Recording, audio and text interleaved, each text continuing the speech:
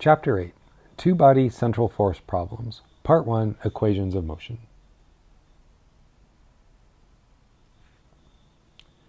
A central force problem is a problem where the force between two objects only depends on the distance between them. It doesn't depend on, say, the angular position of the objects in polar coordinates.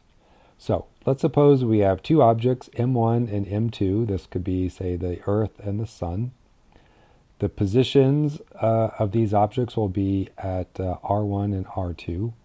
We'll define the displacement vector as R, which is R1 minus R2. So it's a vector that goes from R2 to R1. So each object will feel a force pulling it towards the other object. So F21 will be the force on object 1 by object 2, and F12 will be equal and opposite to that force, which is the force acting on object 2 from object 1. Because we're going to assume that this force is a conservative force, we can define a potential energy. So we can write that in general as U sub R1 and 2. It depends on both the positions of both objects. But because the force and thus the potential only depend on the distance between them, we can write it more simply that U is only a function of the distance between the objects. So the goal is to derive the equation of motion from the Lagrangian. So the Lagrangian is simply the sum of the kinetic energies of the particles minus the potential energy, again, which only depends on the distance between them. So, as an example, the gravitational systems satisfy the central force problem. So, the gravitational force between, say, the sun and a planet only depends on the distance between them, and it's a conservative force. The classical electrostatic attraction between charged particles, so, for example, the electron and the proton in the nucleus of a hydrogen atom, satisfies the central force dynamics also. Earlier this semester, we defined the center of mass of the system. If we have two objects, M1 and M2, the center of mass position is just M1 R1 plus M2 R2 over the total mass of the system. This center of mass is going to lie on a line connecting M1 and M2, so it's on that line. We can write the position R1 as the position of the center of mass plus a displacement vector from that center of mass point. So that displacement vector, say, goes from here, the center of mass position, out to R1. And it turns out that that's equal to the ratio M2 over the total mass of the system times R. Remember, lowercase r is the vector going from M2 all the way out to M1. The position R2 is equal to negative M1 over the total mass times that same displacement vector. So what that says is that R1 will be going in one direction out this way, R2 will be going the opposite direction by that amount. To figure out the velocities of the particles in the system, we can just differentiate this system. So the velocity of M1 will be the velocity of the center of mass point plus R dr dt times the same ratio M2 over M. Similarly for the velocity of R2. So this is straightforward to calculate from this expression up here.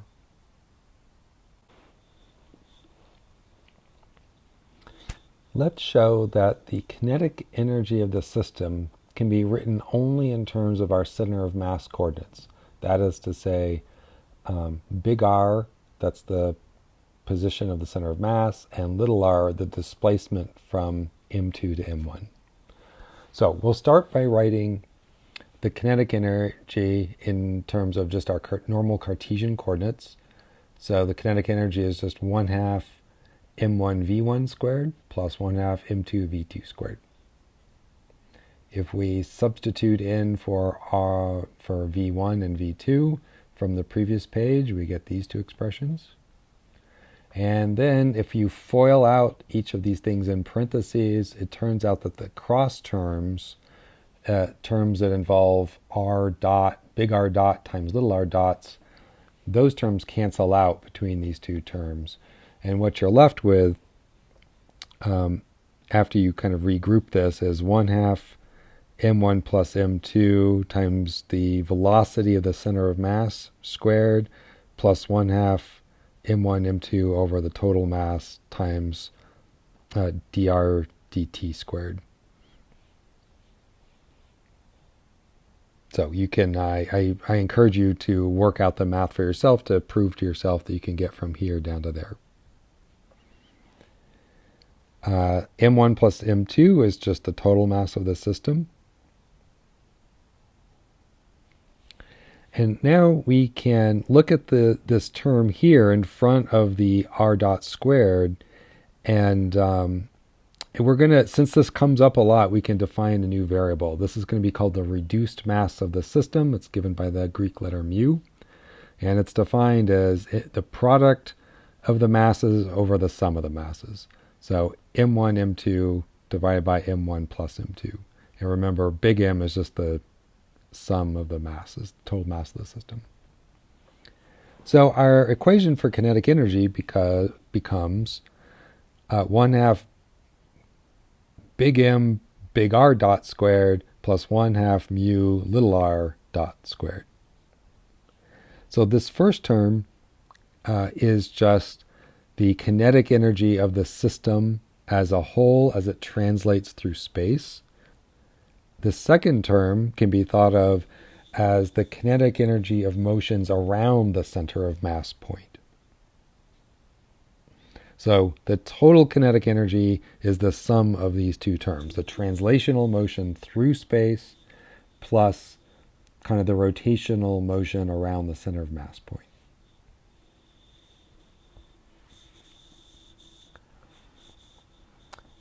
Okay, so what we're going to do is let's imagine the dynamics of this system in the center of mass frame of reference. So if you're in the center of mass frame of reference, that means that, say, your origin is at rest with respect to the center of mass point. So in other words, the velocity of the center of mass point through space is by definition 0 in this coordinate system. So we're traveling with the system through space. So in our moving coordinate system, there's no translational motion. What that means is that the kinetic energy of the system is only due to motions of the particles as they orbit around the center of mass point. So the kinetic energy of the system is just going to be 1 half mu r dot. There should be a squared there.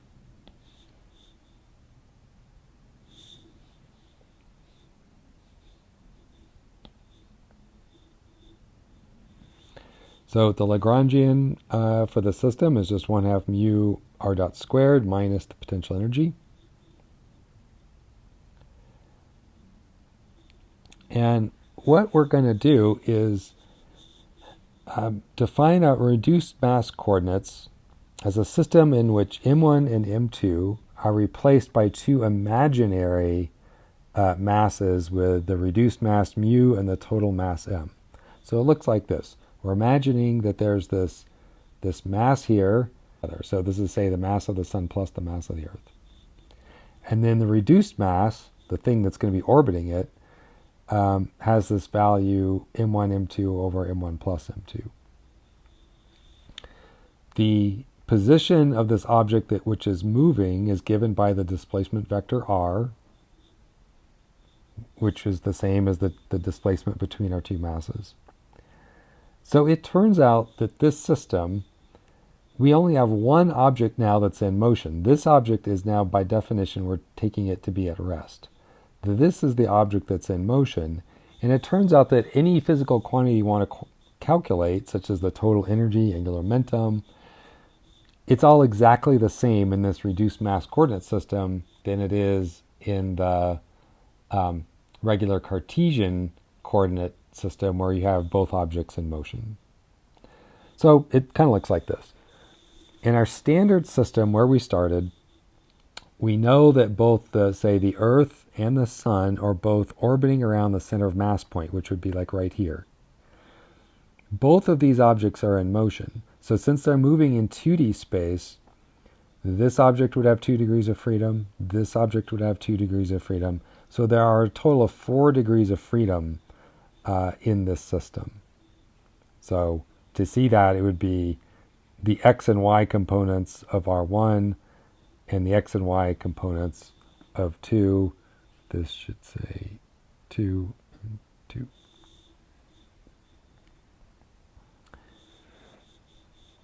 In the reduced mass coordinate system, this object is at rest, and so this reduced mass is the only thing that's moving. So what it means is we've reduced our system that has 4 degrees of freedom down to one having only 2 degrees of freedom.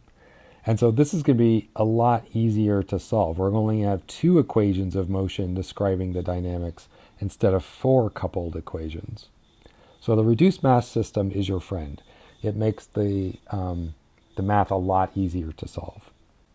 So as an example, let's calculate the angular momentum of the reduced mass system and compare it to the original Cartesian system. So what we want to show is that the sum of the angular momentum of the 2 objects in Cartesian coordinates is equal to the angular momentum of our reduced mass particle. So remember, angular momentum is just r cross p. The angular momentum of the reduced mass system is going to be r cross mu r dot. So the momentum, the linear momentum in the reduced mass system is just going to be mu times r dot. So we want to show that this is true. We start with the definition of angular momentum for 2 particles. So r1 cross p1 plus r2 cross p2. We replace p1 with m1 r1 dot and p2 with m2 r2 dot. We use our definitions of the reduced mass coordinate system here from a couple slides ago. Plug those in. So r1, we're going to replace this expression. So we get m2 over big M times r.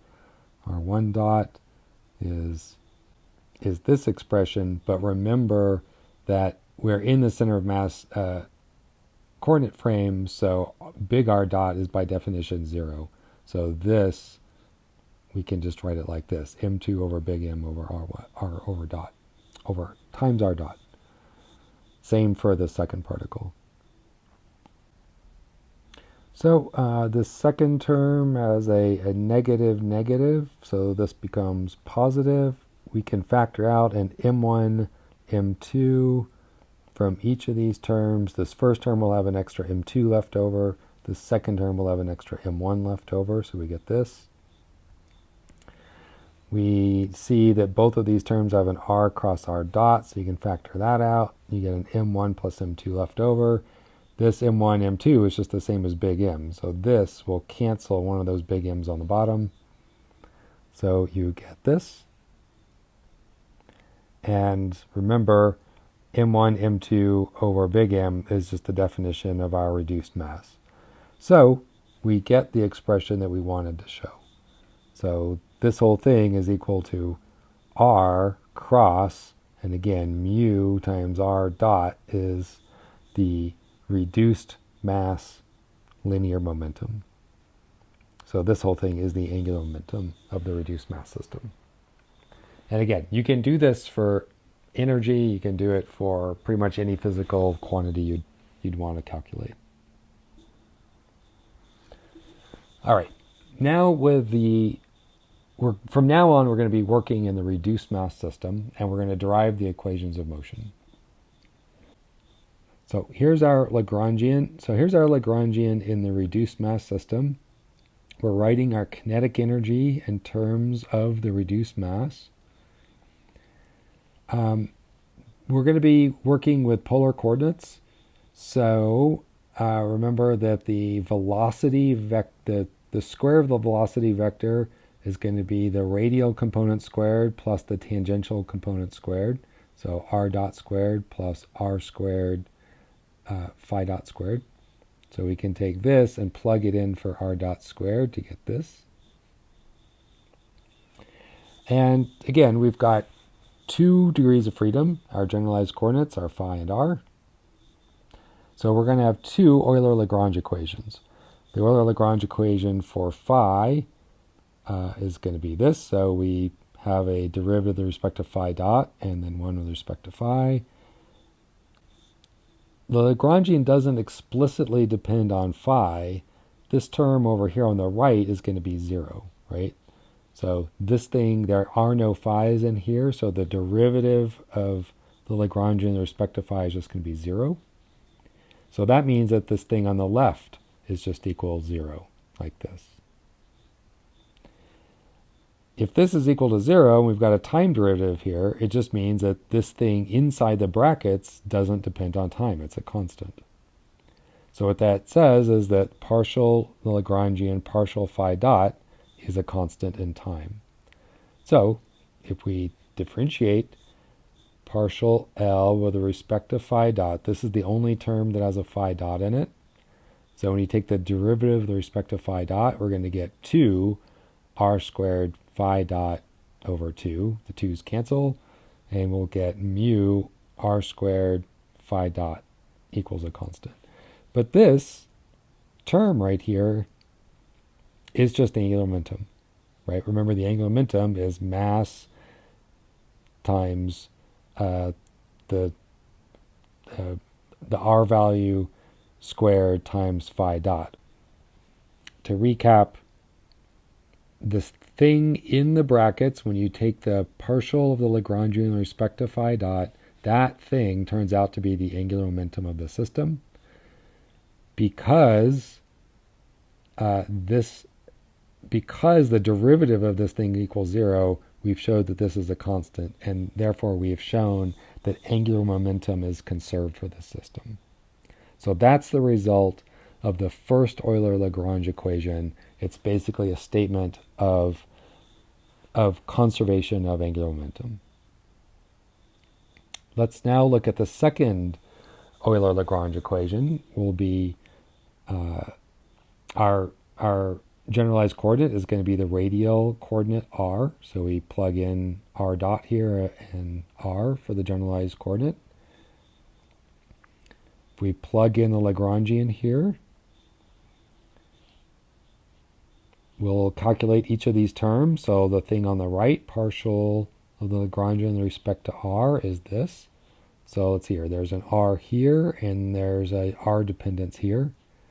So this term doesn't have an explicit r dependence, so it goes away. Take the derivative of this term with the 1/2 out in front, you get mu r phi dot squared, and then the derivative of this term is just going to be minus du dr. Let's now evaluate the thing inside the brackets. So partial L, partial r dot, this is the only term, so you get just mu times r dot. Now we're going to take the time derivative of that. So we're taking the time derivative of the thing in the brackets. So time derivative of mu r dot is just mu r double dot. And now we just set these things equal to each other. So mu r double dot equals this thing right here, mu r phi dot squared minus du dr. So that is the result of the second Euler-Lagrange equation. This is called the radial equation because it depends on the radial coordinate. Now there's still a phi dot squared, so we want to do something about that. But this is the initial form of the radial equation. Oh, so again, let's see here. So this first term here, this just looks like mass times acceleration in terms of radial coordinates, right? So this is mass times r double dot, or the acceleration in the radial direction. This next term turns out to be the centrifugal force. And the final term is just the central force. Remember, the force attracting the two particles is just the minus gradient of the potential energy. So we see we can attribute physical meaning to each of these three terms. So this is basically just F equals ma, where we have two forces, the actual gravitational electrostatic force is here, and then this is going to be a centrifugal, a kind of a fictional force that shows up because we have a rotating system.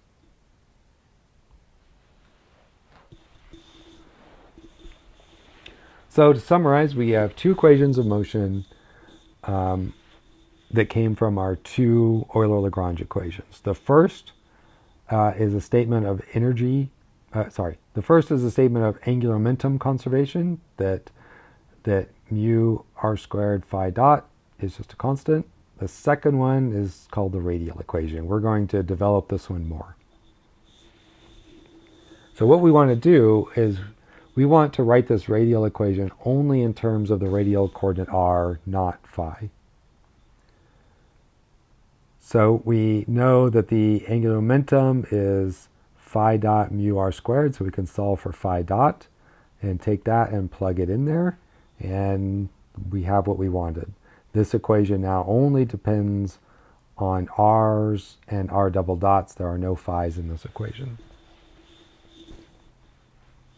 Turns out we can write this equation in a slightly different form. So if we integrate this first term, we can define an effective potential energy, which is the potential energy of our central force plus this term, which is the angular momentum squared divided by 2 mu r squared.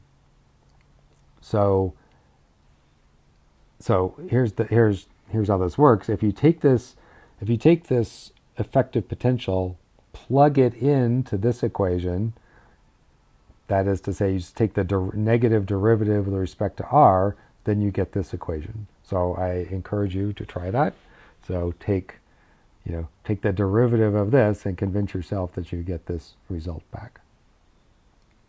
There's a huge advantage for doing this. This now just says that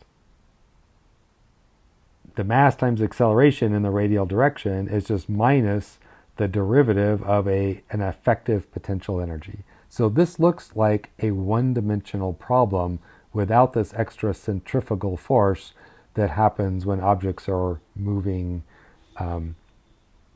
azimuthally or tangentially around each other. So again, this now just looks like a 1D problem. So let's see what that thing looks like, actually. What we're going to do is plot what this effective potential energy is. So we know that for a central force problem, the potential energy, that's a typo, the potential energy only depends on 1 over r.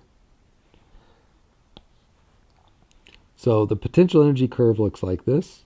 So if it's either gravity or the electrostatic force, this fictional centrifugal force term behaves as 1 over r squared. So that's this term coming down, right? And when you add this curve plus this curve, you get the one in the middle, okay? So this thing diverges to infinity at r going to 0. So therefore our effective potential will diverge to infinity. This one goes down to negative infinity, but it's only 1 over r, not 1 over r squared. So this top term dominates at very close to r equals 0, but this term here is going to control the sign of the potential energy curve since it's negative. And so we see that we get like this minimum value here, and then it kind of asymptotically approaches our energy equals 0. So let's see what we can do with this effective potential. So what we want to do is come up with a statement of conservation of energy for this reduced mass system.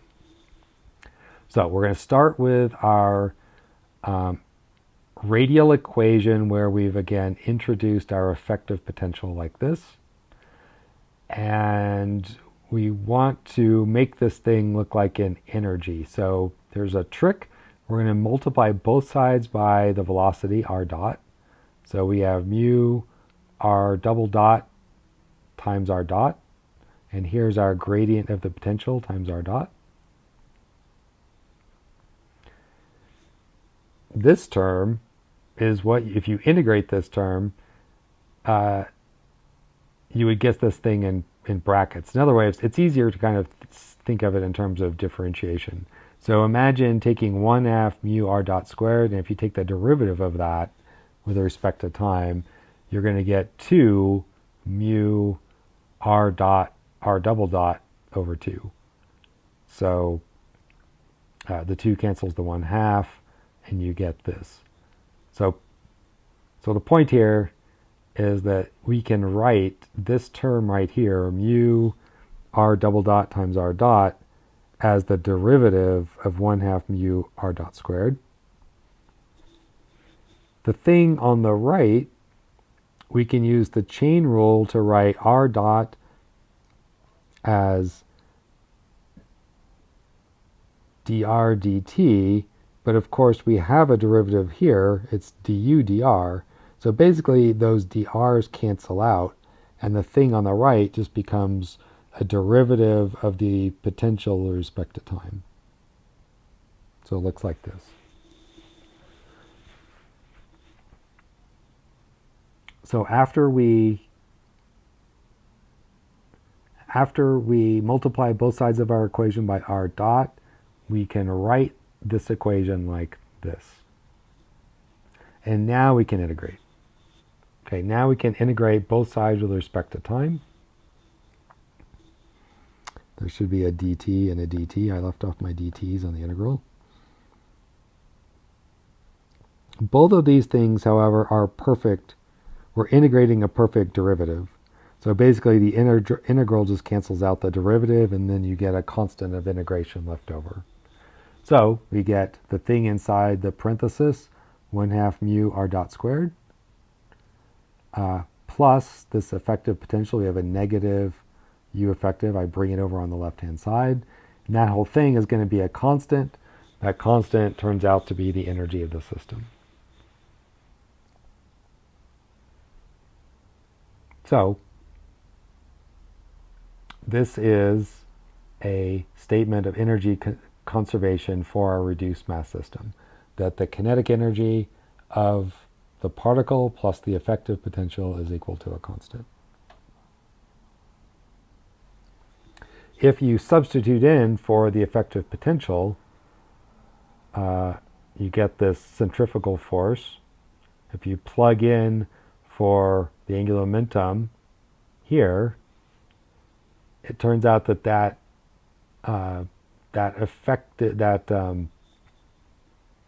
this centrifugal term looks like this.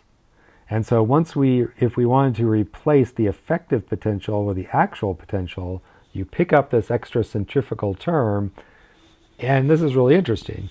So these two terms in our energy conservation just turn out to be the kinetic energy in the radial direction plus the kinetic energy in the tangential direction, right? Because r dot squared is Vr, r squared phi dot squared is just V phi. So this really says 1/2 mu Vr squared plus 1/2 mu V phi squared. And so this would be the total kinetic energy of the system. So it's nice when everything starts making sense and we can understand these terms physically.